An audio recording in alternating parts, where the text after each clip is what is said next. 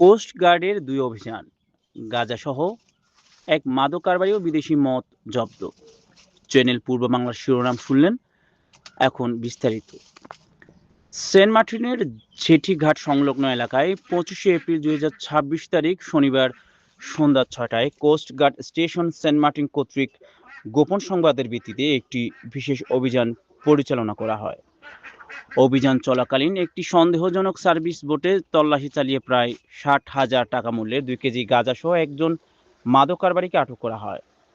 অপরদিকে চট্টগ্রামের পতেঙ্গা থানাধীন চাইনিজ ঘাট সংলগ্ন এলাকায় ২৬শে এপ্রিল ২০২৬ তারিখ রবিবার ভোর ৪টায় কোস্টগার্ড আউটপোস্ট পতেঙ্গা কর্তৃক গোপন সংবাদের ভিত্তিতে আরও একটি বিশেষ অভিযান পরিচালনা করা হয়।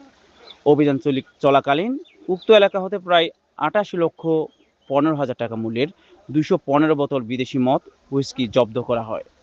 রবিবার ২৬শে এপ্রিল ২০২৬ তারিখ বিকেলে কোস্ট গার্ড মিডিয়া কর্মকর্তা লেফটেন্যান্ট কমান্ডার সাব্বির আলম সুজন এ তথ্য জানান। জব্দকৃত গাঁজা, বিদেশি মদ ও আটককৃত মাদক কারবারি পরবর্তী আইনানুগ ব্যবস্থা গ্রহণ করা হয়।